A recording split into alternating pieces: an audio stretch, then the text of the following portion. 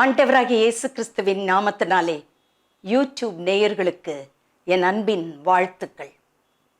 இந்த வேளையில் கூட உங்கள் மத்தியிலே கடந்து வந்து கர்த்தருடைய நாமத்தை மகிமைப்படுத்தி பேசும்படியாய் ஆண்டவர் கொடுத்ததான மாபெரும் சாக்கியத்துக்காக என்னுடைய முதற்கண் நன்றியை என் தேவனுக்கே நான் செலுத்திக் கொள்கிறேன். இந்த மாதம் மார்ச் ஒரு வாக்குத்தத்தத்தோடு கூட பேசும்படியாய் விரும்புகிறேன். மத்தேயு 5ஆம் அதிகாரம் 13ஆம் வசனம். நீங்கள் பூமிக்கு உப்பாய் இருக்கிறீர்கள். உப்பானது சாரமற்று போனால் எதினால் சாரமாக்கப்படும்?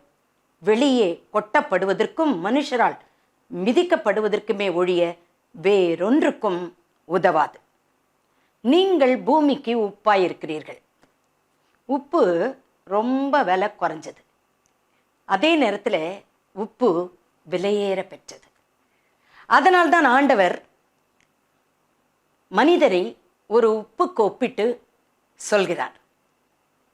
நீங்கள் பூமிக்கு உப்பாயிருக்கிறீர்கள். அந்த உப்பு அதனுடைய சாரம் பயங்கரமானது. அந்த சாரமற்று போனால் எதனால் சாரமாக்கப்படும்? சாரமாக்க முடியாது. மறுபடியுமா அதற்குள்ள சாரத்தை கொண்டு வர முடியாது. வெளியிலே கொட்டப்படுவதற்குமே ஒழிய வேறொன்றுக்கும் உதவாது என்று வசனம் சொல்கிறது. அழகாய் சொல்லப்பட்ட ஒரு வசனம். அந்த உப்பின் தன்மைகள் என்ன? எதற்காக உப்புக்கு ஒப்பிட்டு மனுஷனை சொல்கிறார் தேவன் என்று சொன்னால், அந்த உப்பை குறித்து சில குறிப்புகளை உங்கள் மத்தியிலே சொல்லும்படியாய் நான் விரும்புகிறேன். உப்பு பார்த்தீங்கன்னா அதை ரொம்ப வீட்டில் வைக்கும்போது கூட அதை சாதாரண ஒரு சட்டியில் போட்டு வைப்பாங்க, இல்லைன்னா உபயோகமற்ற ஒரு டப்பாவில் போட்டு வைப்பாங்க. உப்பு ரொம்ப பெருசாக ரொம்ப அழகாக இருக்கிற ஒரு ஷோவா அப்படி அழகாக ஒரு நல்ல ஒரு கண்டெய்னரில் போட்டு வைக்க மாட்டாங்க. அது எங்கே சாதாரணமானது, அது சாதாரணமானது என்று சொல்லி அது ஆனால் எல்லாவற்றை காட்டிலும் உப்பு தான் மேலானது. அதை குறித்து தான் இன்றைக்கு சொல்லும்படியாய் நான் விரும்புகிறேன் உங்கள் மத்தியிலே. எனக்கு பிரியமான கர்த்தருடைய பிள்ளைகளே, உப்பில்லா பண்டம் குப்பையிலன்னு சொல்லுவாங்க. இது உப்பு சுவை மிக்கது. முதலாவது அந்த உப்பு சுவை கொடுப்பது. உப்போடு கூட நம்ம குழம்புல நம்முடைய குழம்பு வைக்கும் பொழுது உப்பை ஒருவேளை போட மறந்துட்டிங்கன்னு வச்சிங்களேன், கொண்டு வந்து வச்சோம்னா எல்லோரும் காரி துப்புவாங்க.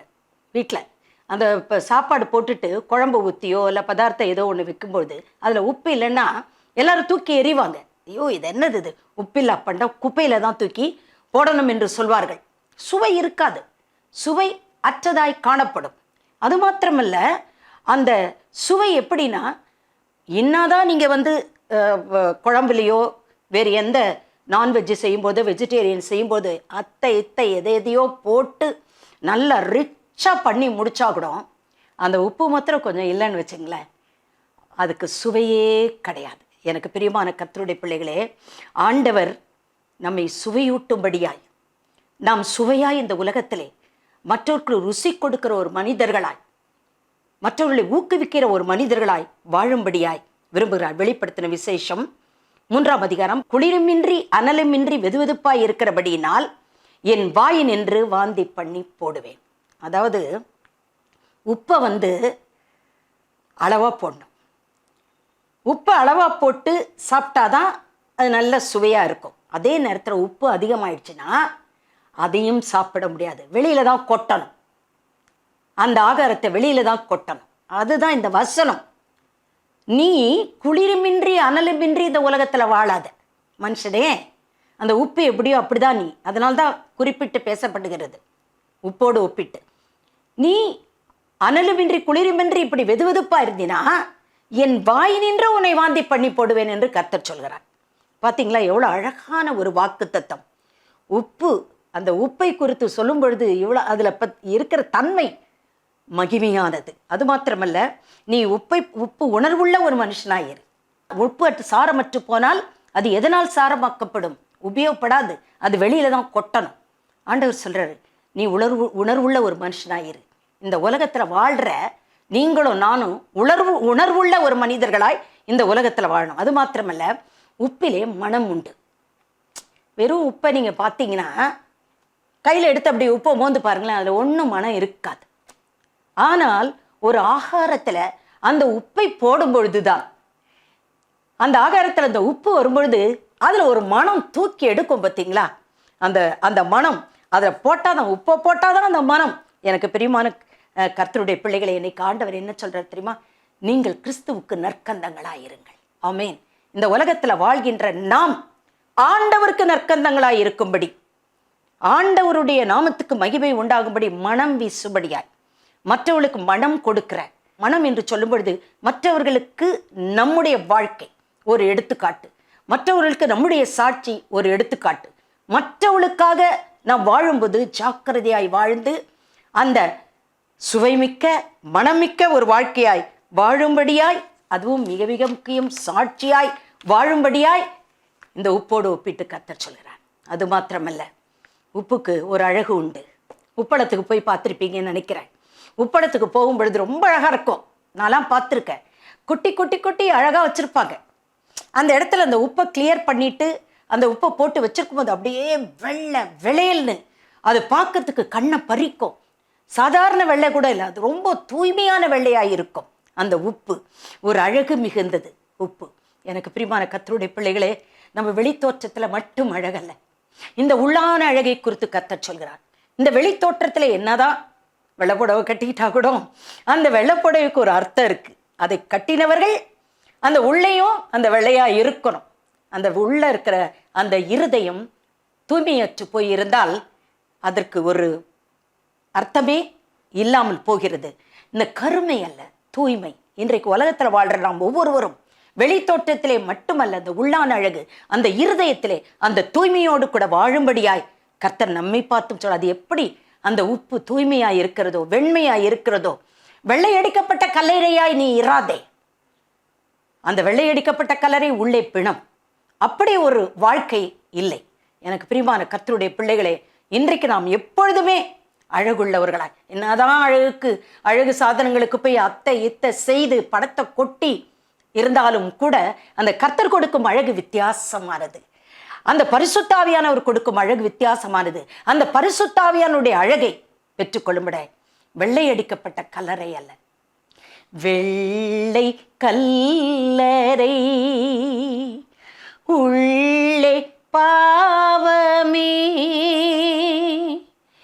எந்தன் மோக எண்ணமும் பாவக்கிரியையும் காண கண் கூசுதே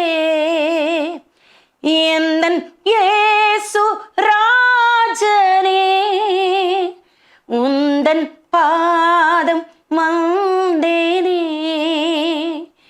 எந்தன் பாவக்கரையாவும் ஜீவரத்தம் கொண்டு கழுவி வசிக்கவோ எந்தன் பாவக்கரையாவும் ஜீவரத்தம் கொண்டு கழுவி வசிக்கவோ வானாதி வானங்கள் இல்லையோ. ஆமென்.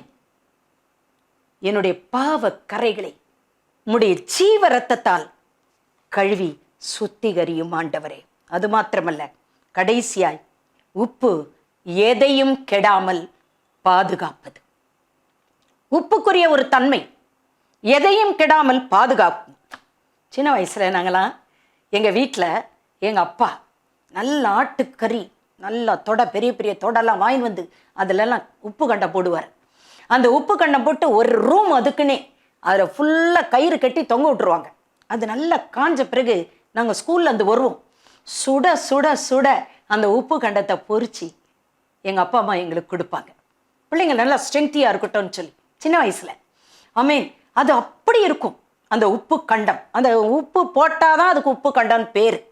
அது மாத்திரமல்ல, அந்த ஊறுகாயில் உப்பு தான் ஊறுகாய்க்கு. அந்த ஊறுகாயில் உப்பு போட்டால் தான் ஊறுகாது. அது கெடாமல் பாதுகாக்கும். நிறைய பொருட்களை இப்போ ஒரு தக்காளி சட்னி போட்டால் கூட அந்த உப்பு போட்டு கொஞ்சம் ஜாஸ்தி வச்சோம்னா வச்சுங்களேன், அது கெடாது. அதே நேரத்தில் ஒரு மனித உடலை, செத்து போன ஒரு மனித உடலை 2 நாட்கள் 3 நாட்கள் கூட வைக்கலாம் பதப்படுத்தி. உப்பை போட்டு பதப்படுத்துவார்கள்.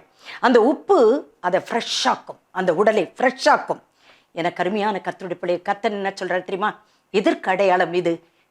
இன்றைக்கு நீங்களும் நானும் மற்றவர்களை கெடுக்கக்கூடாது, மற்றவர்களை கெடுக்கக்கூடாது. நம்ம இருக்கிறது நம்ம வாழ்க்கை, மற்றவர்கள் பார்த்து திருந்தணும். அப்படிப்பட்ட மற்றவர்களை கெடுக்கவும் கூடாது. சிலர்லாம் இதே வேலை, மற்றவங்களை போய் கெடுக்கிறது வேலை. இவங்க குடிச்சா அவங்களும் குடிக்கணும், இவங்க விபச்சாரம் பண்ணா அவங்களும் விபச்சாரம் பண்ணோம், இவங்க தீய சக்திக்குள்ள போனா அவங்களும் போகணும். இன்றைக்கு அப்படிதான் இந்த உலகம் போய்கொண்டிருக்குது. எனக்கு பிரியமான கர்த்தருடைய பிள்ளைகள், அப்படி இல்லை. நாம் மற்றவர்களை கெடுக்கக்கூடாது, மற்றவர்களை கெடுக்காதபடி மற்றவர்களை பாதுகாக்க வேண்டும். அந்த மனித உடல் எப்படி பாதுகாக்கப்படுகிறதோ அதுபோல அந்த செத்துப்போன உடல் ஜீவனுள்ள ஆத்துமாக்களை, இந்த உலகத்திலே வாழ்கின்ற ஜீவனுள்ள ஆத்துமாக்களை அவர்கள் வாழ்க்கையை கெடுக்காதபடிக்கு அவர்களை புதுப்பிக்கும்படியாய், அப்படிப்பட்ட உப்பு சாரமுள்ளதில்லை, அப்படிப்பட்ட சாரமுள்ள மனிதர்களாய், சாரமற்று போகாதபடி சாரமுள்ள மனிதர்களாய் இந்த உலகத்திலே வாழும்படி ஆண்டவர் உங்களையும் என்னையும் தெரிந்து கொண்டிருக்கிறார். இந்த மாதம் நாமும் கூட, ஆண்டவரே, நான் இந்த உலகத்துக்கு உப்பா இருக்கிறேன் அப்பா, நான் சாரமற்று ஒருவேளை போயிருக்கலாம், ஆனால் இந்த செய்திக்கு பிறகு அந்த உப்பின் தன்மைகளை பார்க்கும் பொழுது எனக்குள்ளும் இந்த தன்மைகள் புதுப்பிக்கப்படட்டும். இந்த மாதத்திலே என்னையே உம்முடைய சமூகத்திலே சாஷ்டாங்கமாய் ஒப்பு கொடுக்கிறேன், என் ஆவி ஆத்மா சரீரத்தை என்று சொல்லி கர்த்தருடைய சமூகத்திலே நம்மை நாமே ஒப்பு கொடுப்போமா? கர்த்தர் தாமே உங்கள் அனைவரையும் ஆசீர்வதித்து காப்பாராக. நாம் கண்களை மூடி ஜெபிப்போம். எங்களை நேசிக்கும் எங்கள் நல்ல தகப்பனே, இந்த மாதம் உம்முடைய கருத்திலே எங்களை சாஷ்டாங்கமாய் ஒப்பு கொடுக்கிறோம். இந்த மார்ச் மாதம் முழுவதுமாய் கர்த்தாவே இந்த லெந்து காலத்திலே நாங்கள் வாழ்ந்து கொண்டிருக்கிறோம். ஆண்டவரே, இந்த நாட்களிலே எங்களையும் அந்த உப்பினுடைய தன்மைக்குள் வழிநடத்தும்படியாய் ஜெபிக்கிறோம். எதற்காக? நீர் உதாரணத்திற்கு உப்பை குறிப்பிட்டு ஒரு மனுஷனோடு கூட பேசுகிறீர் சுவாமி.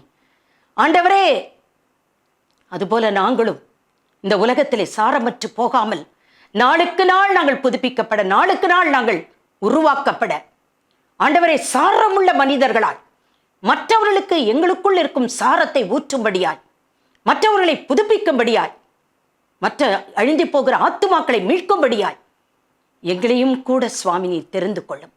இந்த நாளிலே எந்தெந்த குடும்பத்திலே வேதனைகள், பாடுகள், துக்கங்கள், ஆண்டவரை வியாதிகள், மரண கண்ணிகள், ஆண்டவரை என்னென்ன தேவைகள் உண்டோ எல்லாவற்றையும் கர்த்தர் சந்தித்து தம்முடைய பிள்ளைகளை சந்தோஷப்படுத்தும். கர்த்தருடைய நாமம் மட்டும் மகிமைப்படட்டும். எல்லா துதிகான மகிமை ஸ்தோத்திரங்களை உமக்கே நான் செலுத்திக் கொள்கிறேன். இயேசு கிறிஸ்துவின் வல்லமையுள்ள நாமத்தினாலே ஜெபித்து ஜெயம் எடுத்துக் கொள்கிறேன். எங்கள் ஜீவனுள்ள நல்ல பிதாவே, ஆமென், ஆமென்.